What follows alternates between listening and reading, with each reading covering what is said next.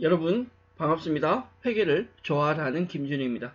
재무회계 이론의 투자자산 파트에 대해서 저희는 학습을 진행하고 있고요. 이번 시간 제가 여러분들과 함께 학습할 내용은 투자자산의 가장 마지막 항목 유가증권과 관련된 연습 문제를 풀이해 보고자 합니다. 앞서 우리는 투자자산에 대한 기본적인 개념과 종류, 유가증권 중에 만기 보유 증권과 매도 가능 증권에 대한 기본적인 설명과 관련된 분계 예제 풀이까지 학습을 진행하였습니다. 분계풀이 하면서도 제가 설명을 드렸는데 우리는 만기 보유 증권보다 매도 가능 증권에 조금 더 관심을 가져주셔야 된다라고 설명드렸고요. 부탁까지 드렸으니까 내용 살펴보셨다라고 생각을 하고 출제 유형 관련된 연습 문제 풀이를 지금부터 해보도록 하겠습니다. 10문제 정도 되니까 집중이라는 아이를 놓지 말고 끝까지 마무리 잘 해 주셨으면 좋겠습니다. 자, 준비되셨다면 유가증권 관련된 출제 유형 연습 문제 1번부터 만나러 갑니다. 문제 1번입니다. 다음 중 나머지 셋과 성격이 다른 하나를 물었습니다. 손실 나와 있네요. 단기매매 증권 평가 손실, 단기매매 증권 처분 손실, 매도 관련 증권 평가 손실, 매도 관련 증권 처분 손실이 있는데 1번, 2번의 단기매매는 당연히 둘 다 비용이죠. 그러나 3번에 보면 매도 관련 증권 평가 손실이 있고 4번에 매도 관련 증권 처분 손실이 있는데요. 매도 관련 증권 처분 손실은 일반적인 비용이죠. 일반적인 비용이 매도 관련 처분 손실은 단기 순이익에 영향을 줍니다. 하지만 매도 관련 증권 평가 손실은 비용이 아니라 자본이죠. 기타 포괄손익 누계기라고 해서 단기 순이익에 영향을 주지 않고 나중에 처분했을 때 처분할 때 손익에 영향을 주게 됩니다. 문제 1번의 답은 3번이죠. 1번, 2번, 4번 항목은 손익계산서의 영업 외비용 항목이고요. 3번은 자본의 기타 포괄손익 누계 항목입니다. 재무상태표에 들어가는 항목이다 라고 정리해 드릴 수 있습니다. 1번 답은 3번이고 문제 2번으로 갑니다. 유가증권에 대한 설명이다. 옳은 거, 맞는 거, 정확한 걸 지금 문제에서 물었습니다. 보기 1번 유가증권 중 채권은 취득한 이외에 단기매매 증권이나 매도 가능 증권 중에 하나로 분류한다라고 했는데 채권은 기본적으로 단기매매, 매도 가능, 만기 보유 증권까지 갈 수 있죠. 대신에 주식은 만기 보유는 될 수 없다라고 했습니다. 1번은 잘못된 틀린 설명입니다. 만기 보유 증권으로도 갈 수 있습니다. 2번 단기 매매 증권이라고 하는 건 두 가지 전제 조건, 이건 OR이 아니라 AND 조건이라고 했습니다. 시장성이 있어야 되고 단기 보유 목적이어야 된다라고 했는데 보기 2번에 보면 시장성을 상실했다. 이 경우에 매도 가능 증권을 분류한다. 맞죠? 시장성이 상실되거나 단기 보유 목적이 아니라면 단기 매매는 매도 가능 증권으로 분류되게 됩니다. 2번의 답은 2번이 되겠고요. 3번 단기 매매 증권과 만기 보유 증권은 원칙적으로 공정가치로 평가한다. 요거 잘못된 겁니다. 뭐가 잘못됐냐면 단기 매매 증권하고요. 매도 가능 증권은 공정가치로 평가하는 것이 맞습니다. 하지만 만기 보유 증권은 상각 후 원가라는 것으로 평가하게 되는데 우리는 만기 보유 증권의 평가에 대한 상각 후 원가 평가에 대한 내용은 거의 다루지는 않았습니다. 다만 이렇게 된다. 기본적으로 공정가치를 만기 보유 증권, 만기 보유는 끝까지 가는 거 아니에요. 만기까지. 근데 현재 공정가치를 적용할 수 없다라는 거죠. 3번 잘못된 설명이고요. 탈락. 4번 갑니다. 매도 관련 증권은 주로 단기간 내 매매 차익을 목적으로 취득한 유가증권이다. 주로 단기간 내, 물론 단기간 내 매매 차익이다 하더라도 시장성이 없으면 매도 가능 증권이 될 수는 있으나 단기간 내 매매 차익을 목적으로 주로 취득하는 건 매도 가능 증권이 아니라 누구다? 단기 매매 증권이다 라고 이야기를 할 수 있습니다. 2번 문제 답은 2번입니다. 문제 3번으로 넘어갑니다. 유가증권과 관련한 다음의 설명 중 적절치 않은 것이 무엇인가, 올바르지 않은 것이 무엇인가 라고 물었습니다. 유가증권은 형태에 따라서 지분증권과 뭐로 나눈다? 채무증권으로 나누죠. 우리는 지분증권은 일반적으로 주식이고 지분증권은 배당을 받게 되고 채무증권은 사채나 공채인데 채무증권은 이자를 받는다라고 얘기 드렸습니다. 2번, 만기가 확정된 채무증권을 만기까지 보유할 적극적인 의도와 능력이 있다. 난 이걸 무조건 만기까지 가지고 간다. 라고 한다면 만기 보유증권으로 분류됩니다. 만약에 여기서 만기가 확정된 지분증권을 이렇게 나오면 그건 틀린 설명입니다. 만기 보유 증권은 지분 증권인 주식은 만기 보유가 될 수 없어요. 채무 증권만 가능합니다. 1번 맞는 말, 2번도 맞는 말. 3번 만기 보유 증권으로 분류되지 않는 채무 증권은 매도 가능 증권으로만 분류된다라고 했는데 이건 틀린 거죠. 기간에 따라서 단기 매매가 될 수도 있고 매도 가능 증권으로 갈 수도 있습니다. 보기 4번 주로 단기간 매매차의 목적으로 취득한 유가증권으로 매수와 매도가 적극적이고 이 매수와 매도가 적극적이라는 말은 쉽게 사고 쉽게 팔 수 있다. 이걸 우린 다른 말로 시장성이 있다라는 표현으로 정리를 했습니다. 이렇게 매매가 빈번하게 이루어질 수 있는 건 단기 매매 증권이 될 것이다 라고 설명이 되어 있네요. 문제 3번의 답은 3번이고요.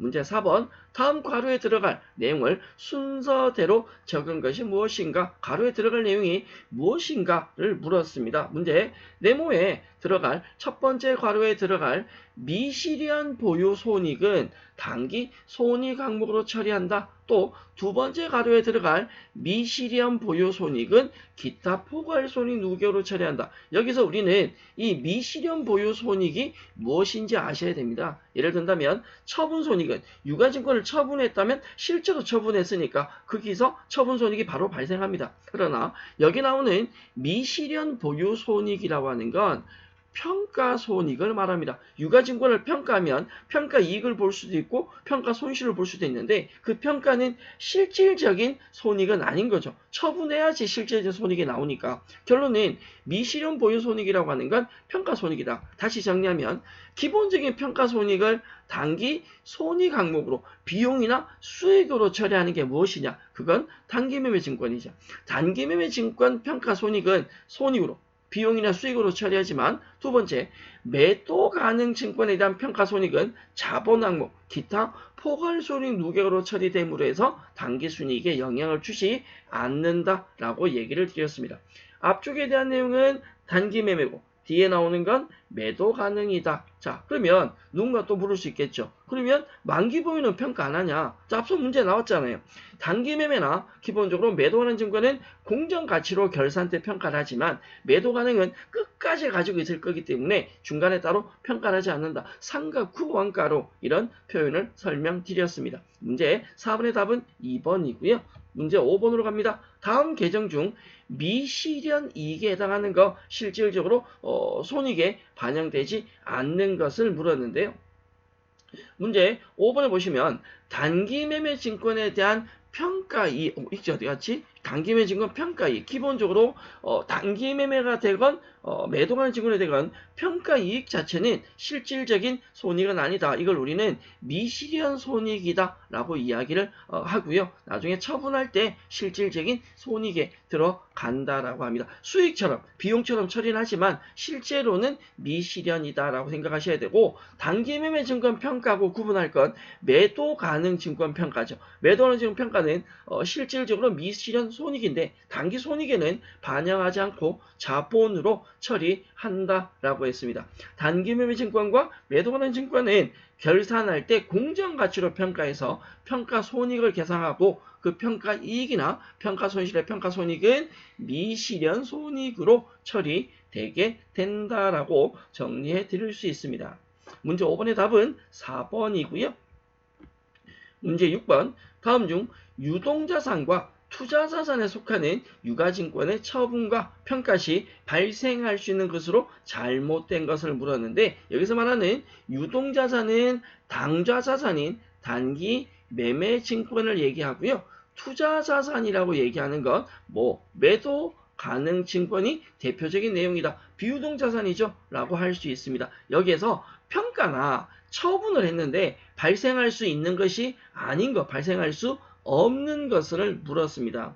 기본적으로 단기 매매 증권 평가 손익이나 매도 관련 증권 평가 손익으로 증감이 발생한다 혹은 처분 손익이 발생한다 라고 할 때 손익이나 자본 혹은 자산의 증감은 발생할 수 있으나 그 자체가 부채로는 발생할 수 없죠. 왜? 처분하고 받는다. 돈을 못 받으면 자산이, 받았다 해도 자산이 증가될 것이고 손익이나 자본, 이 자본은 매도 관련 증권 평가 손익에 영향을 주는 거죠. 매도 관련 평가 손익은 기타 포괄 손익 누계로 가니까 다만 이 내용이 부채의 증감과는 관계 없다라고 이야기를 할 수 있습니다. 문제 6번의 답은 3번이고요. 문제 7번. 자, 집중해서 보셔야 돼요. 문제 실수하시면 안 됩니다. 보고기간 종료일인 결산일에 우리 회사에 당기순이익이 10만 원 있었답니다. 이 10만 원은 다음과 같은 오류가 포함되어 있다. 즉 이건 수정 전 오류 반영 전 금액이고 문제는 수정 후 당기순이익을 물었습니다. 자, 문제에서 당기순이익이 10만 원인데 이건 잘못된 거다. 정확한 당기순이익이 얼마냐라고 묻는 건데 수정 전 당기순이익에서 수정 후 당기순이익으로 가는 건 두 가지입니다. 비용이 정확하지 않다면 비용을 증가나 감소를 시켜야 될 것이고 수익이 정확하지 않다면 수익을 증가시키거나 감소를 시켜야 될 거 아니에요. 비용 수익은 당기순이익에 영향을 주지만 기본적으로 자본 혹은 뭐 자산, 부채 이런 항목은 당기순이익에 영향을 주는 것이 아니다라는 거죠. 첫 번째 점에 보시면 감자차익 나옵니다. 두 번째, 매도 가능 증권 평가 손실 나옵니다. 감자 차익이 과소 계상되거나 매도 가능 증권 평가 손실이 과대 계상된다고 해서 얘네들이 당기순이익에 무슨 영향을 주냐? 당기순이익에 아무런 영향을 미치지 않습니다. 감자 차익도 자본이고요. 매도 가능 증권 평가 손실도 자본입니다. 감자 차익은 주식을 우리 회사 주식을 소각함으로 해서 발생하는 자본금을 감소시킴으로 해서 발생한 차익을 말하는데 이건 수익 아니고요. 뒤에 익자가 있다 해도 수익이 아니라 자본 항목입니다. 따라서 첫 번째 점과 두 번째 점은 자본에 영향을 주는 거지 당기순이익엔 전혀 영향을 주는 항목이 아니다. 두 개는 탈락. 세 번째 점, 이자 비용이 있는데 이자 비용은 비용이죠. 비용 금액이 잘못되면 당기순이익에 영향을 줍니다. 그런데 비용이 과대 계산, 비용이 많이 잡혀져 있다. 비용이 많이 잡혀져 있으면 우리가 해야 될 일은 비용을 줄이셔야 됩니다. 비용을 줄이면 당기순이익은 자동적으로 증가하게 되죠. 마지막, 단기 투자자산 처분이 요거 수익인데요. 수익이 잘못되어 있다. 어떻게 잘못되어 있냐? 당기순이익이 영향을 주는 처분이익인 수익이 과대 많이 잡혀져 있다. 수익이 많이 잡혀져 있으면 수익을 줄이셔야 됩니다. 수익을 줄이면 당기순이익도 같이 줄어들겠죠. 결론은 수정 전 당기순이익 10만 원에 기본적으로 이자 비용 과대 계상으로 인한 15,000원이 증가되고 단기 투자자산 처분이 과대 계상으로 인해서 25,000원이 감소하게 됩니다. 최종적인 수정 후 당기순이익은 플러스 15,000원, 마이너스 25,000원에서 1번에 9만원이 되겠습니다. 이건 계정 항목에 대한 분류가 특히 자본 항목에 대한 분류가 여러분들이 정확하게 되어 있을 필요성이 있겠습니다. 문제 8번으로 가죠. 다음 중 기업회계 기준에 의한 유가증권에 대한 설명이다. 옳지 않은 거. 저는 앞서 풀어본 7번 문제 같은 계산 문제가 저는 훨씬 더 좋은데 이렇게 말로 풀어놓은 이런 문제들보다 글씨 읽기가 너무 싫어가지고 제가 책 읽는 걸 싫어해서 문제 읽는 걸 별로 좋아하지 않습니다. 문제에서 옳지 않은 거, 틀린 거 물었습니다. 1번 만기 보유 증권으로 분류되지 아니하는 나 이런 말도 싫어. 아니하는이 뭐야? 만기 보유 증권으로 분류되지 않는 채무 증권은 단기 매매나 매도 가능 증권으로 분류된다. 뭐 맞는 말이네요. 네, 채무는 만기 보유가 일반적 가능성이 높지만 만기까지 간다라고 한다면 그게 아니라면 기간이 1년 이내다. 단기 매매 1년은 넘는다. 매도 가능 이렇게 분류가 되겠죠. 2번 단기 매매, 매도 가능, 만기 보유는 원칙적으로 공정가치 평가한다. 요거 탈락 앞에서 했습니다. 단기 매매 증권이나 매도하는 증권은 공정가치로 평가해서 평가손익, 미실현 손익이 나오지만 만기 보유 증권은 공정가치로 평가하지 않는다라고 했습니다. 답은 2번이고요. 3번 단기 매매 증권이 있는데 단기 매매 증권은 시장성도 있고 그리고 뭐까지 단기 보유 목적이어야 되는데 이 둘 중에 하나의 조건이 상실되게 되면 매도 가능 증권으로 분류됩니다. 만기가 확정된 채무증권을 내가 만기까지 가지고 있겠다라고 할 때 만기 보유증권으로 분류되죠. 4번 맞는 말이고요. 문제에서 틀린 거 물었습니다. 답은 2번이죠.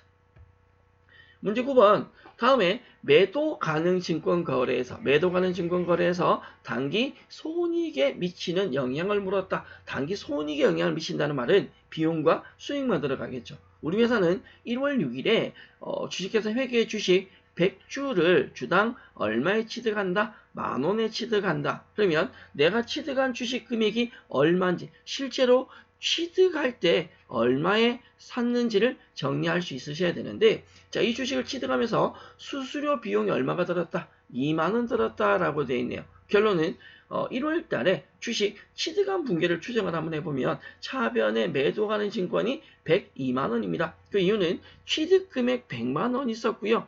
100주에 만원, 100만원 여기다 플러스 주식 취득할 때 수수료가 2만원 발생했다. 수수료 원가 포함하게 되죠. 102만원 현금 지급했다. 우리는 102만원의 주식을 가지고 있는데 이걸 다음날 1월 17일에 문제상에서 50주를 9,000원에 처분을 한대요. 그럼 대변에 매도 가능 증권이 감소하는데 50주의 금액이 얼마인지 계산하셔야 됩니다. 다시 원래 우리는 주식 100주를 10,000원에 샀지만 이 50주 금액이 10,000원이 아니에요. 뭐 때문에? 수수료 때문에. 결론은 전체 금액인 총액인 102만원, 이 102만원을 나누게 하시는데 내가 주식이 100주다라는 거죠. 그러면 100주에 대한 새로운 금액이 나올 거 아니에요? 새로 계산한 금액, 이 금액을 50주에 곱하셔야 실질적인 장부상 금액이 나온다. 장부상 금액은 51만원이 될 거고요. 그리고 5,000원이 9,000원에 팔았으니까 돈은 45만원을 받을 겁니다. 매도 가능 증권 51만원을 45만원에 팔았으니까 처분 손실이 6만원 나오겠죠. 당기순이익이 6만원 감소한다로 3번이 답이 되는데, 자, 짚고 가실까나? 지금 우리는 매도 가능 증권에 대한 수수료 반영 예제 문제이시고 처분했으니까 당기순이익에 영향을 주지만 만약에 이 문제에서 처분이 아니라 평가만 했다. 즉 주식이 100주가 있는데 결산 시에 뭐 9,000원 평가했다가 평가 손실 나올 거 아니에요. 이런 경우는 기본적으로 단기순이익에는 아무런 영향을 주지 않는다라는 내용은 꼭 정리해 두셔야 합니다. 9번 문제 답 확인시켜 드렸고요. 10번 문제 갑니다.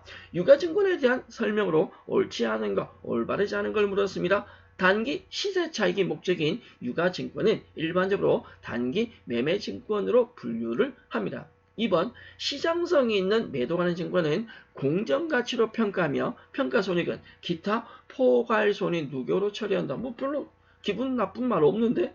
1번, 2번 틀린 거 없는 것 같고요. 3번 매도 가능 증권은 무조건 공정가치로 평가해야 한다라고 나와 있고, 4번 유가증권의 매매로 발생하는 처분손익은 영업 외손익으로 처리한다. 제가 합리적으로 봤을 때, 자, 1번 틀린 거 없습니다. 2번도 맞는 것 같고, 이거 완전 맞는 말이죠. 4번도 맞는 말인데 3번은 뭔가 이 사람 좀 기분을 살짝 이렇게 설레게 하지 않습니까? 설렌다는 표현이 모르겠는데 어느 단어가, 요 단어가, 이 무조건이라는 단어가 원칙적으로 단기 매매나 매도 가능 증권이 공정가치로 평가하는 건 맞습니다. 그러나 매도 가능 증권 중에 시장성이 없다. 예를 들어서 사고 파는 것이 아니다. 사고 팔 수 있는 것이 아니다라고 한다면 공정가치를 파악을 할 수 없어요. 이런 경우는 공정가치가 신뢰성 있게 얼마이다라고 확인할 수 없을 때는 취득 원가로 평가하는 경우도 있습니다. 다소 조금 예외적인 규정으로 생각을 해 주시면 되겠습니다. 10번 문제의 답은 3번이고요. 설명드린 내용은 기억을 조금 해달라 부탁을 드리겠습니다. 이번 시간 저희는 지난 시간까지 학습한 투자자산의 그중 유가증권에 대한 투자자산의 유가증권에 대한 기본적인 출제 유형 연습 문제에 대한 풀이 학습 함께 하셨고요. 투자자산 내용은 여기까지 마무리를 하고 저희는 다음 시간부터는 유형자산, 앞서 우리가 당좌자산의 재고자산이라고 있었는데 재고자산이 판매를 목적으로 가지는 자산이다 라고 한다면 저희가 다음 시간부터 만날 유형자산은요, 판매 목적이 아니라 영업에 장기간 사용하는 기본적인 자산을 유형자산이라고 합니다. 앞서 학습한 내용보다 뒤로 조금 가면 갈수록 조금씩 더 어려워지고 있다는 느낌 들지 않습니까? 여러분들의 집중이 조금 더 필요한 시점이라고 생각을 합니다. 투자자산 내용은 여기까지 마무리하고요. 저는 투자자산보다 조금 더 어려울 수 있는, 조금 더 외울 게 많을 수 있는 유형자산 내용을 가지고 다음 시간 다시 인사드리도록 하겠습니다. 여러분 수고하셨습니다.